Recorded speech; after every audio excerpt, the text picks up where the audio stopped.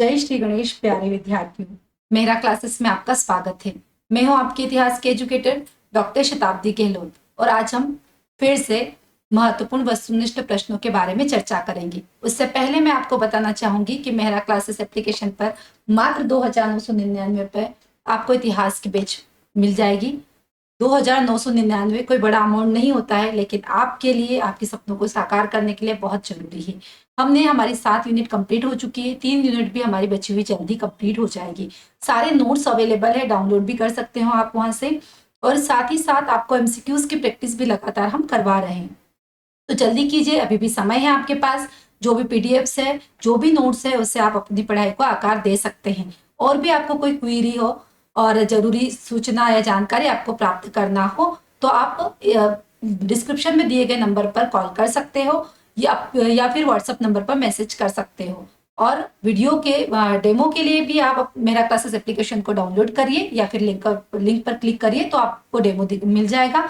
और जल्दी से जल्दी जुट जाइए क्योंकि समय हमारे पास बहुत कम है। अगर आपको ये लग रहा होगा कि डेट बदलेगी, बढ़ेगी या चेंज होगी, आगे परीक्षा बढ़ेगी, तो बस यही चीज होती है जो हमें सफलता से पीछे हटा देती है। टारगेट आपका सिर्फ 1 जून होना चाहिए, इसके अलावा कुछ नहीं।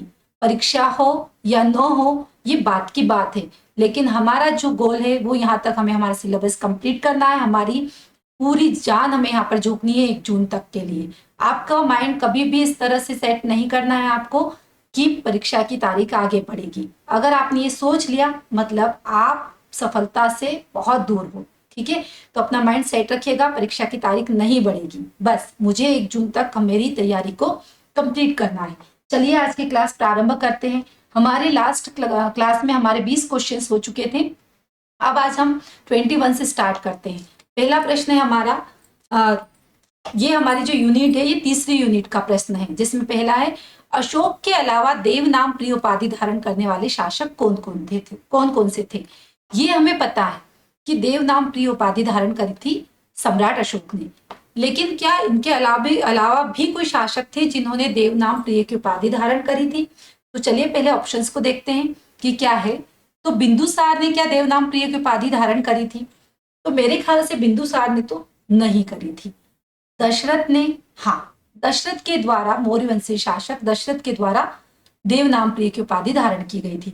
विष्णुगुप्त मौर्यकालीन अंतिम शासक है, संप्रति ने भी उपाधि धारण नहीं करी थी। ठीक है, चलिए अब इनमें से 4 ऑप्शंस को थोड़ा देखते हैं कि ये हमें क्या क्या बता सकते हैं। तो सबसे पहले देखेंगे हम बिंदुसार के बारे में। बिंदुसार का जो समय है 298। 298 को देखकर मुझे क्या याद आता है? 298 ईसा पूर्व में चंद्रगुप्त मौर्य ने सल्लेखना द्वारा अपने प्राण त्यागे थे, है ना। इसका समय 273 ईसा पूर्व, यानी उल्टा चलेगा, सीधा समझना है। जहां पर ईसा पूर्व लिखा हो वहां पर क्या होगा? उल्टा चलेगा। जैसे 298 से 273 का समय है बिंदुसार का। इसमें बिंदुसार की माता, जैन परंपरा के अनुसार बिंदुसार की माता का नाम जो बताया गया हुआ है दूरधरा। दूरधरा इनकी माता थी बिंदुसार की। ठीक है, और इनकी जो हमने कहा है कि देवनाम प्रिय इनकी उपाधि थी, तो जी नहीं, देवनाम प्रिय उपाधि थी दशरथ की। इनकी उपाधि क्या थी फिर? इन्हें किस नाम से जाना जाता था? तो इन्हें जो कहा जाता था अमित्र घात। अमित्र घात क्या अर्थ होता है अमित्र घात का? अमित्र घात का अर्थ होता है शत्रुओं का नाश करने वाला। ठीक है, उसे कहेंगे अमित्र घात, जो बिंदुसार जाना जाता है जिस वजह से। ऐसा इसके नाम कभी कभी यूं ही पूछ लिए जाते भाई कि अमित्र घात के नाम से कौन जाना जाता था या किसकी उपाधि थी या किसे कहा जाता था। ठीक है, तो हमें याद रखना है कि इन्हें बिंदुसार को कहा जाता था। उसके अलावा अगर हम बिंदुसार के बारे में देखें तो इनकी बहुत महत्वपूर्ण चीज एक ये आती है कि इन्हें मौर्य साम्राज्य के अंतर्गत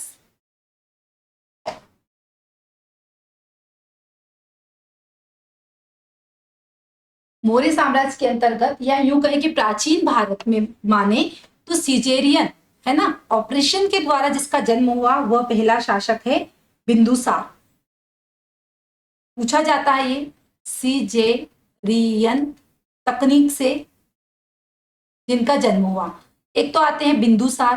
बिंदु क्यों कहा गया? ऐसा कहा जाता है कि जब ये इनकी माता के गर्भ में थे तो इनकी माता को जहर दिया गया था। जिससे क्या होता है कि उसका उस जहर की एक बूंद जब ये पैदा होते हैं तब इनके सिर पे लगी हुई दिखती है, इसीलिए उस डॉट की वजह से इसे क्या कहा गया, बिंदुसार कहा गया। सिजेरियन तकनीक से इनका जन्म होता है। और एक और जो शासक है उनका नाम है बलबन।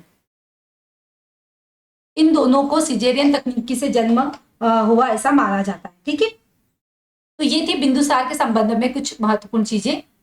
अगले आते हैं दशरथ। दशरथ ने देवनाम प्रिय की उपाधि धारण करी थी। इसके अलावा दशरथ के बारे में हम क्या जानते हैं थोड़ा सा देखते हैं, क्योंकि मेरा मानना है जितना हमारा रिवीजन हो सके जितने क्वेश्चंस हम निकाल सके कोशिश हम यही करेंगे। पहली बात तो कि दशरथ ने देवनाम प्रिय की उपाधि धारण करी थी, जो अशोक ने भी धारण करी थी। ठीक है, दूसरा क्या हमें पता चलता है कि इन्होंने आजीवक संप्रदाय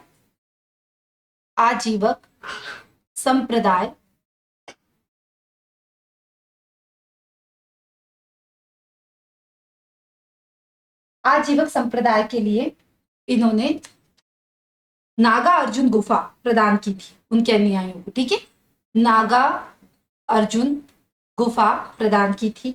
इसके अलावा इनके बारे में जो बताया जाता है, शासन व्यवस्था, न्याय, कला, इतनी चीजें हमें याद रखने की जरूरत नहीं है, बस ये याद रखिएगा आजीवक संप्रदाय को मानने वाले थे, नागार्जुन गुफा इन्होंने दान करी थी, बनाई थी, जो भी। अब आते हैं विष्णुगुप्त।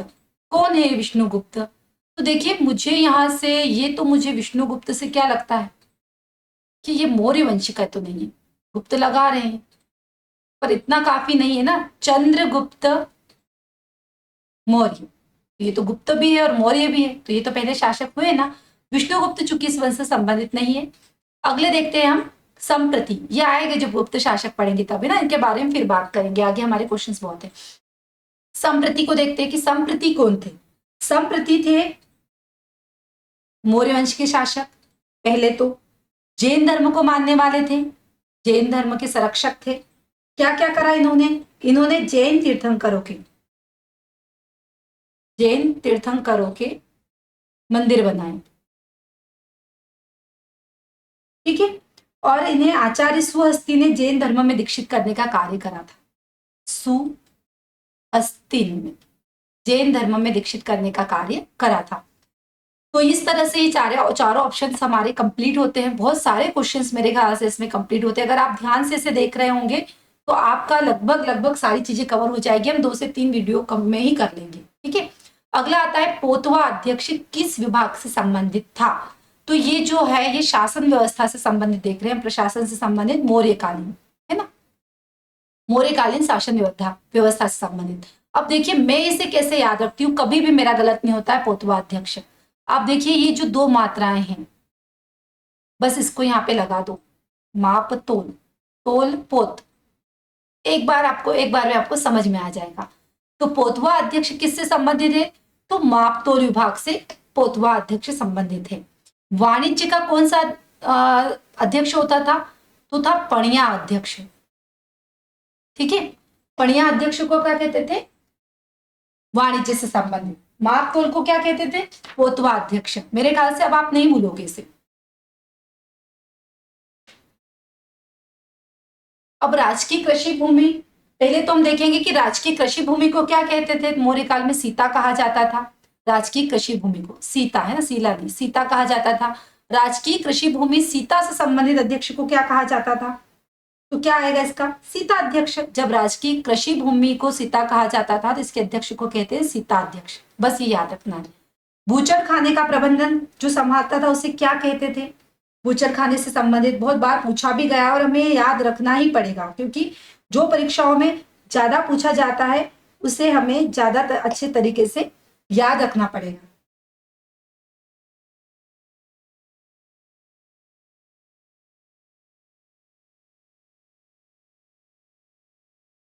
सूना अध्यक्ष के नाम से जाना जाता था। बूचर खाने का अध्यक्ष को सूना अध्यक्ष कहते हैं।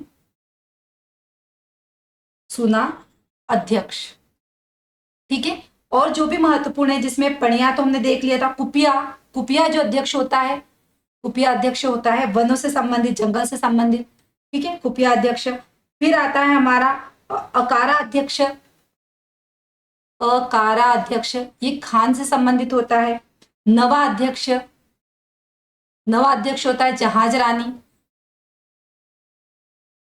गणिका अध्यक्ष, गणिका होती है, वेश्याएं होती हैं, तो ये उसी से संबंधित है। फिर आता है लवणा, लवण किसे कहते हैं हम, लवण अर्थात नमक, तो नमक अधिकारी, ये हम बहुत अच्छे से बता सकते हैं। स्वर्णा अध्यक्ष, स्वर्ण का होता है हस्ती, हस्ती मतलब हाथी होता है, तो हस्ती अध्यक्ष क्या कहलाएगा, जो हाथियों की देखभाल करता है। देवता जो धार्मिक विभाग से संबंधित हो देवताओं का। लोहा, लोहा अध्यक्ष भी कहते हैं, लोहा अध्यक्ष कहते हैं अक्ष शाला अध्यक्ष। पत्तन, हमें पता है पत्तन अर्थात बंदरगाह होता है ना, तो पत्तन अध्यक्ष क्या होगा, बंदरगाहों का अध्यक्ष। इस तरह से ये सारे अध्यक्ष होते हैं। क्लियर, आगे बढ़ते हैं। अगला है अशोक के राज्याभिषेक के बाद उसकी प्रथम व अंतिम विजय कौन सी थी, कौन सी थी। श्रीनगर था, ललितपत्तनम की थी, अंग की थी या कलिंग की थी। अंग को तो बिंबिसार ने मिलाया था, ठीक है, तो ये श्रीनगर को इसने बसाया था, ललितपत्तनम को भी जम्मू कश्मीर में बसाया था। तो कौन सी विजय होती है, कलिंग की विजय। कब होती है, 261 ईसा पूर्व में। क्लियर, 261 ईसा पूर्व में कलिंग की अंतिम विजय होती है अशोक की, और पहली भी मानी जाती है। अंतिम क्यों होती है ये सबको पता है। इस युद्ध के बाद अशोक का क्या होता है, हृदय परिवर्तित हो जाता है, और वो फिर क्या युद्ध के स्थान पर किसे अपना लेता है, धम्म के भेरी घोष के स्थान पर धम्य घोष को अपना लेता है।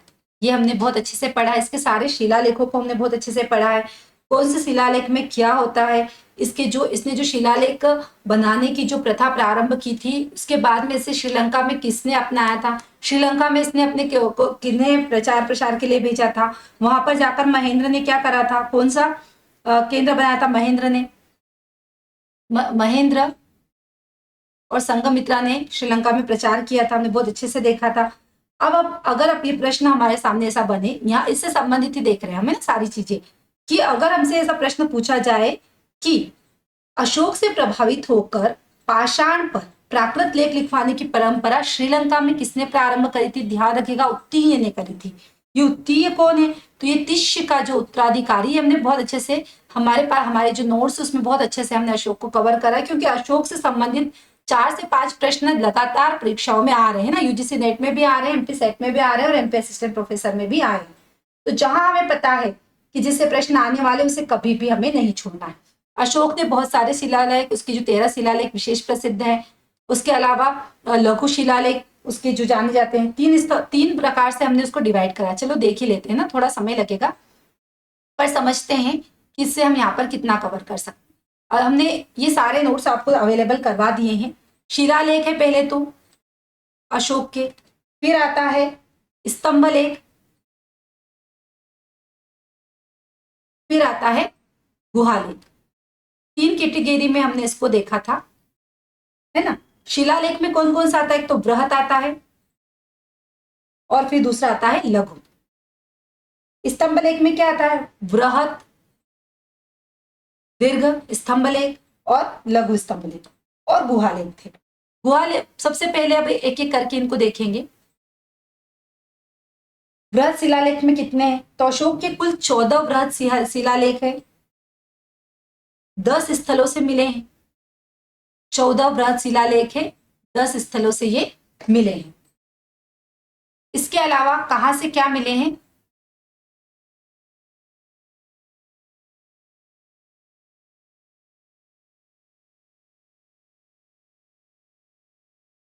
जिसमें जैसे शाहबाज गढ़ी का कहाँ मिला है, थोड़ा सा देख लेते हैं ना। शाहबाज गढ़ी का पेशावर, खोज किसने करी थी, तो जनरल कोर्ट ने। कब करी थी भाई, 1836 में। शाहबाज गढ़ी, पेशावर, जनरल कोर्ट और 1836। दूसरा जैसे आता हमारा मानसहरा, कहाँ मिला, हजारा, कहाँ आता है ये, पाकिस्तान। खोज किसने करी, कनिंघम ने। कब करी, 1889। तीसरा आता है हमारा कांधार, कहाँ पर पड़ता है, अफगानिस्तान। खोज किसने करी, डॉक्टर शुलसबर्ग ने। कब करी, 1964। ठीक है, इस तरह से 10 शिलालेखों का बहुत विस्तार से हमने विवरण करा है, आपको एप्लीकेशन पर नोट्स में मिल जाएंगे। चलिए आगे बढ़ते हैं। अगला है, अशोक के किस शिलालेख में धम्म महामात्रों की नियुक्ति की जानकारी हमें मिलती है? ध्यान रखिएगा, धम्म महामात्रों की नियुक्ति की जानकारी के बारे में पूछ रहे हैं कि भाई धर्म के उत्थान के लिए, प्रचार के लिए किन की नियुक्ति और किस शिलालेख में की गई है। तो सबसे पहले हमें यह पता होना चाहिए कि कुल कितने शिलालेख है। तो ये तो सबको पता है कि कुल 14 शिलालेख है। 14 शिलालेख है ना। पहला शिलालेख क्या कहता है, एक एक करके देखते हैं। ये धम्म महामात्रों की नियुक्ति किसमें बताई गई, फिर हम देखेंगे। पहले देखिए तो सही कि 14 में किसमें क्या कहा गया है। पहला, पशु बलि की निंदा करता है। ठीक है, बस इतना काफी है। दूसरा क्या कहता है, सीमांत राज्यों के बारे में बताता है, अक्सर पूछा जाता है। सीमांत राज्यों, जिसमें किन किन राज्यों के बारे में बताता है, पूछा गया प्रश्न है। चोल, पांड्य, सतीपुत्र, केरल पुत्र, ताम्रपर्णी। याद रखिएगा। तीसरा शिलालेख क्या कहता है, यह 12वें वर्ष राजुकों और प्रादेशिकों को प्रति 5 वर्ष राज्य का दौरा करने का कहता है। राजुकों को क्या कहता है कि प्रति 5 वर्ष में आपको राज्य का दौरा करना है कि सही से चल रहा है या नहीं। चौथा शिलालेख क्या कहता है, धम्म नीति से संबंधित विचार देता है। ये संबंधित विचार देता है।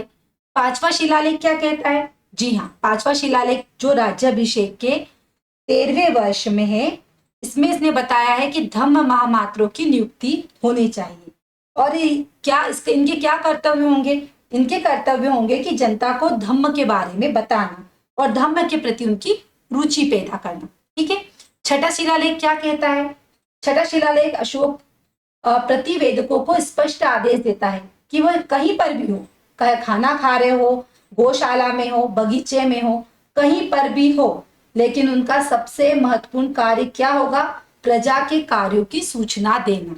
ये कह रहा है छठा शिलालेख कि कहीं पर भी हो, प्रजा के कार्यों की क्या दे, सूचना दे।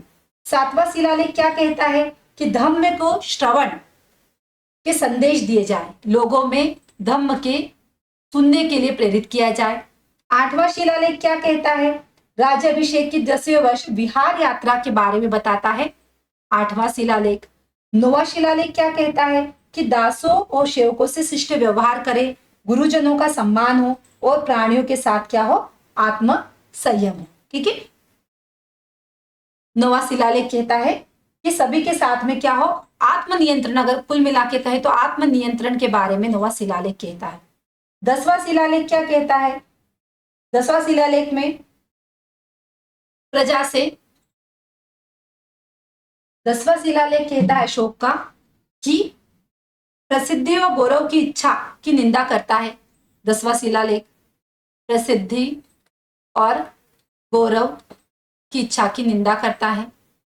11वां शिलालेख क्या कहता है, 11वां कहता है, ये पूछा हुआ प्रश्न है ना, ध्यान रखिएगा।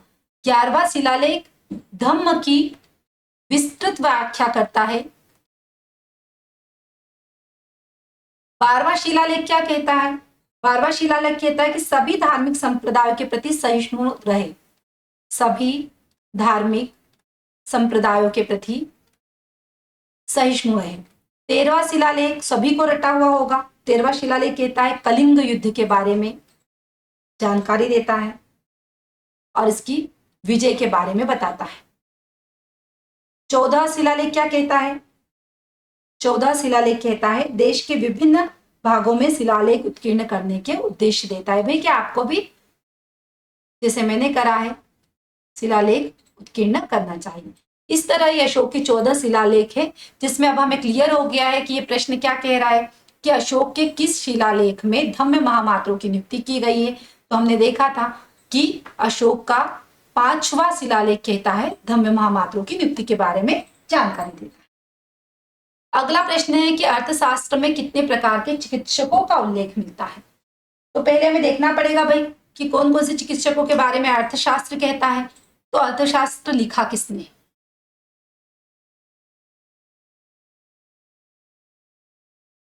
तो ये अर्थशास्त्र लिखा किसने, सबसे पहले देखते हैं। तो अर्थशास्त्र के रचयिता है कौटिल्य,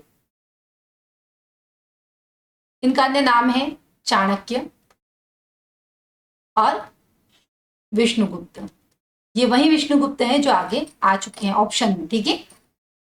रचना किसने करी है, कौन से ग्रंथ की रचना करी है, अर्थशास्त्र से।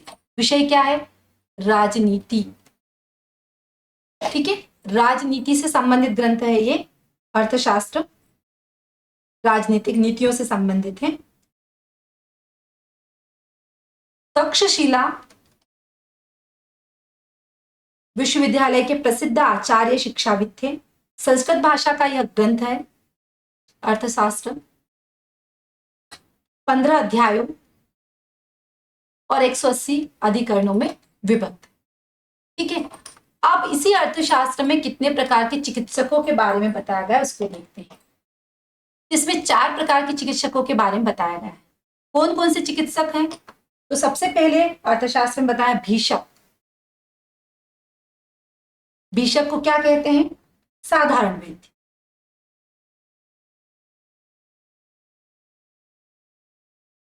ठीक है। उसके बाद में दूसरा आता है जंगली विद या जंगल विद, सॉरी जंगल विद। ये होते हैं विष चिकित्सक। विष दे दिया जाता था या पी लेते थे, जो भी हो, तो उससे संबंधित चिकित्सक को कहते हैं जंगल विद। उसके बाद में आता है गर्भ व्याधि, गर्भ व्याधि चिकित्सक, जो गर्भ से संबंधित बीमारियों को ठीक करता था। ये तो हम समझ ही जाएंगे नाम से, गर्भ से संबंधित, ठीक है। 1 2 3। चौथा है हमारा सूतिका चिकित्सक, सूतिका चिकित्सक। ये क्या करते थे, तो सूतिका चिकित्सक प्रसव से संबंधित था। अब ये गर्भ का ध्यान रखिए, गर्भ से संबंधित, पेड़ू से संबंधित बीमारियों को ठीक करता था, इसमें प्रसव को नहीं लाना है। तो अर्थशास्त्र इन 4 प्रकार के चिकित्सकों के बारे में व्याख्या करता है। अगला देखते हैं, मुद्राओं पर यूनानी तथा खरोष्ठी लिपि का एक साथ प्रयोग करने वाला अंतिम शासक कौन था, ठीक है। मुद्राओं पर यूनानी और खरोष्ठी लिपि का एक साथ प्रयोग किसने किया था, क्या कुजुल कदफिश ने किया, विम कदफिश ने किया, वाशिष्ठ ने किया या कनिष्क ने किया। 1 मिनट पॉज करके आप इसका आंसर देने का प्रयास करिए। बहुत ही इंपॉर्टेंट क्लास चल रही है हमारी, अगर आप बहुत अच्छे से करोगे तो मजा आएगा। बहुत सारे क्वेश्चन सॉल्व हो रहे हैं, तो मेरे ख्याल से आपको आंसर आ गया, ठीक है। नहीं आया कोई बात नहीं, हम कोशिश ही कर रहे हैं सॉल्व करने की, तैयारी तो चल रही है हमारी, और आपकी तैयारी को आकार देने का काम ही हमारा है। तो पहले देखते हैं कुजुल कदफिश क्या इन्होंने करा है। तो पहले हमें इसे जानना पड़ेगा भाई, समझना पड़ेगा, मिलना पड़ेगा, बात करना पड़ेगा, तभी हमें समझ में आएगा। तो जो कुजुल कदफिश है, पहले इनका समय देखते हैं। क्या समय इनका समय यही लिखते हैं 1500 से 15 से 65। अच्छा शासन किया मतलब इन्होंने, है ना। इसके बारे में कि इसके जो सिक्के थे, सिक्कों पर क्या मिलती है उपाधि, सत धर्म थीदस, सत धर्म थीदस, ये उपाधि मिलती है कुजुल कदफिश के सिक्कों पर, ठीक है। जिससे क्या पता चलता है कि यह क्या था, बौद्ध धर्म को मानने वाला था। सत धर्म थीत या सत धर्म थीदस, दोनों नाम मिलते हैं, बौद्ध धर्म का अनुयायी था, इससे हमें ये पता चलता है। अगला कौन सा ऑप्शन है हमारा, विम कदफिसेस।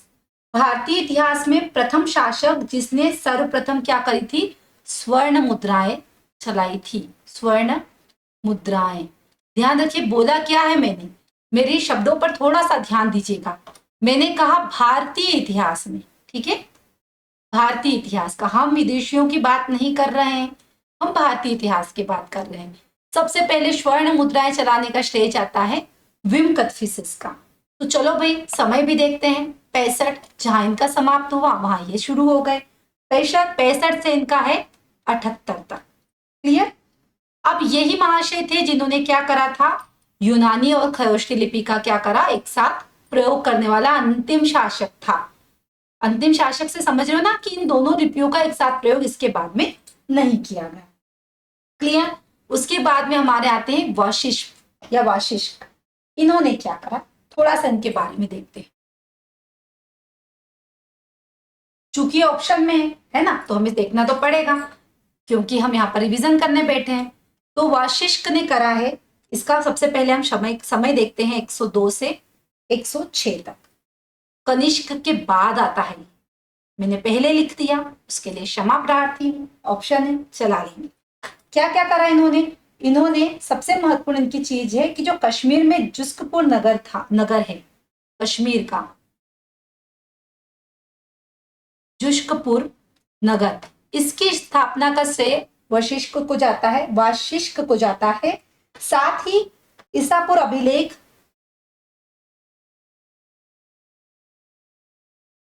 जो कहां से मिला है हमें, मथुरा से, वो इन्हीं का है, वशिष्क का। फिर आते हैं हमारे कनिष्क। कनिष्क के बारे में हम जितना पढ़े उतना कम है। सबसे महान सुल्तान, इनके समय में चतुर्थ बौद्ध संगति हुई थी, तो हमें पता है कि बौद्ध धर्म को मानने वाले हैं। साथ ही में इन्होंने राज्यारोहण के समय कब हुआ था, 78 से इनका समय है, देख लेते हैं 101। 101 के बाद में 102 से ये आ जाते हैं वाशिष्क। तो 78 ईस्वी में जब इनका राज्यारोहण होता है तो शक संवत प्रारंभ करते हैं। शकों के द्वारा बहुत लंबे समय तक विधिवत रूप से इसे चलाया गया, इसीलिए इसे शक संवत भी कहा गया। इनके बारे में सबसे पहली बार अगर हमें पता चलता है शक संवत के बारे में, तो वो हमें पता चलता है हिस्से बोरला अभिलेख, शक संवत 380 का जो वाकाटकू का है, वहां से हमें शक संवत के बारे में पहली जानकारी मिलती है। कनिष्क से संबंधित और जब आगे हम आएगा तो उस पर हम और गहराई से अध्ययन करेंगे। अब देखते हैं स्थापत्य कला पर व्यय करने वाला प्रथम अभिलेखीय सूचना देने वाला अभिलेख कौन सा है, जो ये बताता है कि स्थापत्य कला पर व्यय हुआ है। तो देखते हैं जूनागढ़ अभिलेख किसका है, ये रुद्र दमन का है, रुद्र दमन का जूनागढ़ अभिलेख। इसमें बताया गया है, इसमें बताया गया है झील के बारे में, हमने देखा था। इसी अभिलेख में अशोक और स्कंदगुप्त के अभिलेख भी मिलते हैं, ये भी हमने देखा था। संस्कृत का अभिलेख है, यह चंपू शैली में लिखा हुआ है। प्रारंभ गद्य से होता है, फिर पद्य से होता है, सारी चीजें हमने नोट्स में बहुत अच्छे से लिखी। अगला आता है ग्वालियर अभिलेख, पहला शून्य का अभिलेखी प्रमाण हमें यहाँ से मिलता है ग्वालियर अभिलेख से। तीसरा आता है हाथी गुम्फा अभिलेख, किससे संबंधित है, तो खारवेल से संबंधित है। यहाँ पर भारत का पहली बार प्रयोग किया गया, भारतवर्ष का पहली बार प्रयोग किया गया है। जैन धर्म में, जैन धर्म से संबंधित यह अभिलेख है और यहाँ पर जैन तीर्थंकरों से यह अभिलेख की जो जैन स्तुतियों से अभिलेख प्रारंभ होता है। साथ ही इसी में स्थापत्य कला पर व्यय करने वाला यह पहला अभिलेखीय साक्ष्य हमें देता है हाथी गुम्फा अभिलेख, जो खारवेल का है। देवपड़ा अभिलेख को भी थोड़ा सा देख लेते हैं। देवपड़ा अभिलेख का लेखने का काम करा है उमापति धर्मी, ठीक है। इस तरह से हमारे चार ऑप्शंस कवर होते हैं। अगर यहाँ पर आंसर की बात करें कि इसका आंसर क्या होगा, तो इसका आंसर होगा हाथी गुम्फा अभिलेख। क्लियर, आगे बढ़ते हैं। अगला है विवाह की किताब किस ग्रंथ को कहा जाता। देखिए कितना नया क्वेश्चन लेकर आई हूं मैं आपके लिए। क्वेश्चंस को नया लाने के पीछे यही कारण है कि जो हमारे, आप बिना तैयारी से भी आप 50% एमपीपीएससी के क्वेश्चन सॉल्व कर लोगे अगर आपने थोड़ी बहुत तैयारी करी है। लेकिन जो बचे हुए हैं उनका क्या, तो वो यही प्रश्न होते हैं जहां से छाट छाट कर पीएससी लाता है। इसीलिए ऐसे क्वेश्चंस लाए गए ताकि जिससे आपका सारा कवर हो जाए। तो पॉज करिए, इसका आंसर देने का प्रयास करिए, फिर हम बैठे हम देंगे।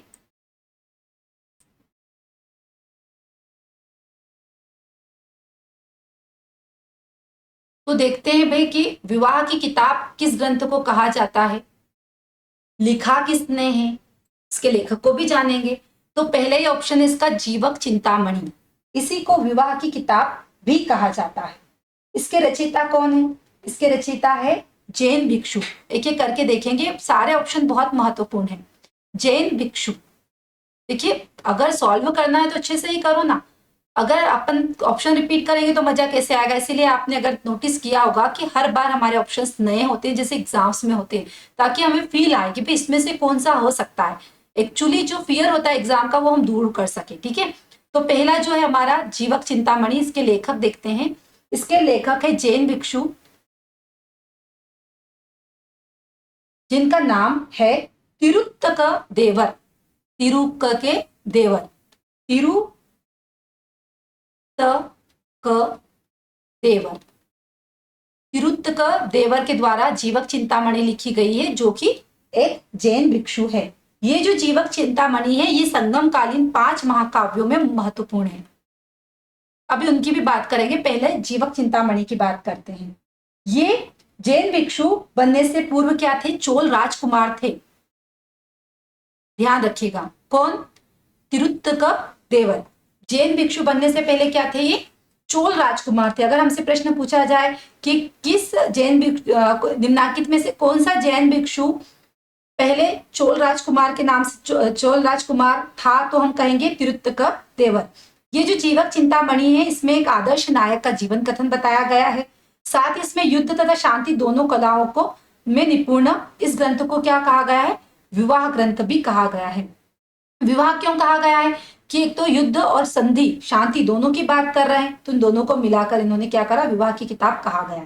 क्लियर? ये हो गया हमारा पहला ऑप्शन जीवक चिंतामणि, जो कि इसका आंसर है, जिसके लेखक कौन है? तिरुत्तक-देवर। अब दूसरा देखते हैं हम ब है, ये पिछली बार एमपीपीएससी असिस्टेंट प्रोफेसर में पूछा हुआ प्रश्न है। मणिमेखले।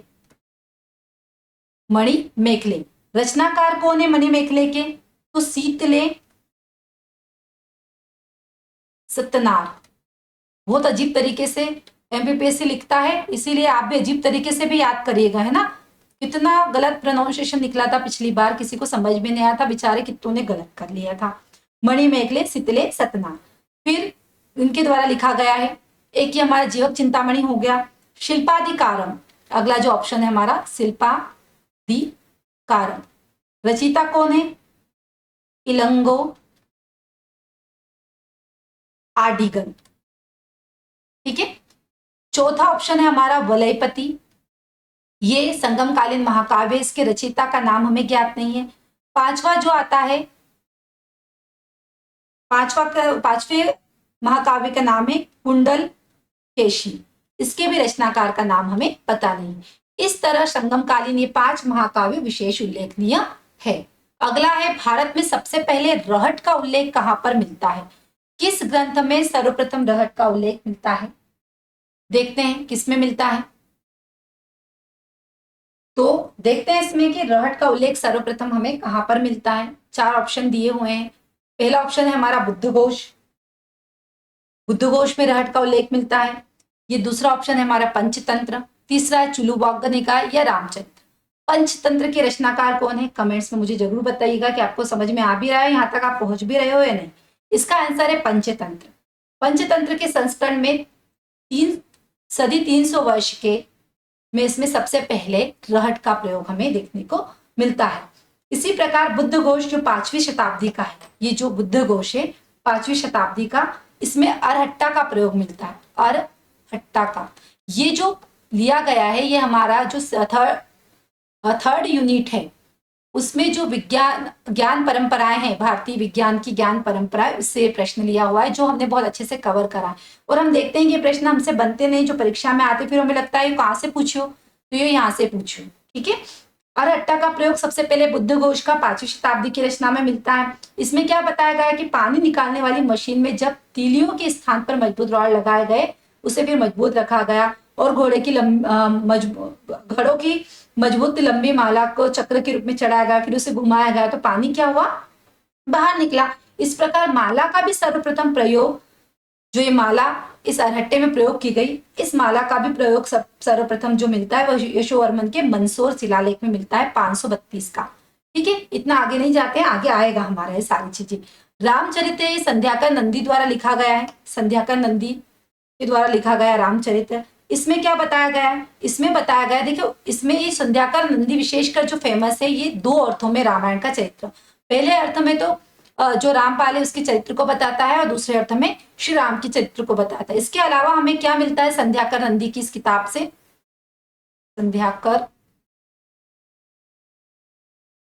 संध्याकर नंदी इनकी जो बुक है रामचरित, इसमें जो हमारे काम की चीज है, इसमें फसल की दवाई का वर्णन मिलता है, जिसमें बेल गोल गोल चक्कर में घूमते हैं। एक तो फसल की दवाई का वर्णन मिलता है और बेल इसमें क्या करते हैं? गोल गोल घूमते हैं। यानी भूमि की पैदावार बढ़ाने के लिए, फसलों की पैदावार बढ़ाने के लिए फसल को किस तरह से तैयार किया जाता है, इसके बारे में हमें उल्लेख मिलता है रामचरित में। ठीक है, तो इस तरह से इस क्वेश्चन का आंसर क्या होगा, इसका आंसर हो गया पंचतंत्र, रहट का प्रयोग। और बुद्ध घोष में मिलता हमें अरहट्टा का प्रयोग।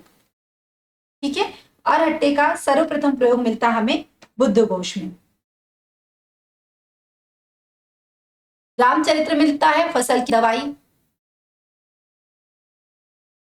और ये जो एक ऑप्शन बचा है हमारा चुलू वग्ग निकाय, पहले ही मैंने बताया था, जहां पर निकाय आया तो समझ जाइएगा किस धर्म से संबंधित है, तो यह बौद्ध धर्म से संबंधित है। ठीक है, इसमें हमें किस चीज की जानकारी मिलती है, इसमें चक्का वात्रका की जानकारी मिलती है। चक्का वात्रका ये क्या होता है, यह घूमने वाला पहिया होता है जो आगे चलकर क्या बन गया, रहट हो गया, जिसका उल्लेख पंचतंत्र में मिलता है। ठीक है, इस तरह से ये हमारे तीनों चारों ऑप्शंस क्लियर होते हैं। आगे बढ़ते हैं। आज का आखिरी प्रश्न हमारा, कोल्हू का चित्रण किस ग्रंथ में मिलता है। कोल्हू का चित्रण किस ग्रंथ में हमें सर्वप्रथम मिलता है। ऑप्शन देखिए, तो पहले तो हमें समझते हैं कि कोल्हू क्या होता है। तो अगर आपने देखा होगा, आज भी कहीं कहीं पर गुजरात की तरफ मैंने देखा था, गुजरात जब हम अहमदाबाद में हमने देखा था, तो क्या होता है कि एक लकड़ी का ऐसे कुछ तो होता है जहां पर बेल कंटिन्यू घूमता है, वहां से क्या निकलता है, फिर गन्ने का रस निकलता है। तो कोल्हू का प्रयोग इसलिए होता था पहले भी कि गन्ने से रस निकालने के लिए गन्ना पेरने वाले कोल्हू का प्रयोग होता था। इसमें क्या होता था कि पशु से घूमने लायक होता था, बड़े आकार में विकसित होता था। और इस तरह से पहली बार कोल्हू का चित्रण किया गया है जैन महापुराण में। यह हस्तलिखित जैन महापुराण है। कैसे लिखेंगे, हस्त लिखित। ठीक है, जैन महापुराण है जिसमें सबसे पहले कोल्हू का चित्रण किया गया है। ठीक है, जिसका लिप्यांतरण यानी लिखने का कार्य दिल्ली में 1540 में हुआ था। कोल्हू के पास गन्ने की खेती का चित्रण भी इसमें मिलता है। क्लियर, तो इस तरह से ये सारे ऑप्शन पुराने ही हैं। इसमें रहट का प्रयोग, इसमें अरघट्टा का प्रयोग, इसमें चुलू वग्ग निकाय में घूमने वाले पहिए का प्रयोग, और ये जैन महापुराण में मिलता हमें कोल्हू का चित्रण। इस तरह से ये हमारे आज के 10 क्वेश्चंस कंप्लीट होते हैं तीसरी इकाई के, जिससे हमने, आप अगर सही ढंग से इसे पूरा लिखोगे, व्यवस्थित नोट्स तैयार करोगे, तो इन्हीं से बहुत सारे क्वेश्चंस परीक्षा में आने लायक कवर हो जाएंगे। ठीक है, तो जल्दी करिए। अगर अभी भी आपने अपने आप को इनरोल नहीं करा है तो 2999 में इतिहास की बैच उपलब्ध है। सारी चीजें सारे नोट्स से ही ले रही हूँ, कुछ भी मन से नहीं लिया हुआ है। सारी पीडीएफ्स अवेलेबल है, डाउनलोडिंग का ऑप्शन भी दे दिया गया है। जल्दी से आप उसे अपने आप को इनरोल कीजिए और अपनी पढ़ाई में जुट जाइए, क्योंकि समय बहुत कम है। और भी आपको कुछ भी समस्या हो, कुछ भी क्वेरी हो, तो आप जल्दी से मेहरा क्लासेस एप्लीकेशन को डाउनलोड करिए, हमारे मेहरा क्लासेस चैनल को विजिट करिए। और कोई भी समस्या हो तो ये जो आपके डिस्क्रिप्शन में नंबर दिया गया है, इस पर आप अपनी क्वेरी या समस्याएं का निदान प्राप्त कर सकते हो। तो जल्दी करिए, अपने आप को इनरोल करिए, क्योंकि समय हमारे पास बहुत कम है, तैयारी हमें बहुत करनी है। तो दीजिए मुझे इजाजत, जल्दी मिलते हैं अगली क्लास के साथ। जय श्री गणेश।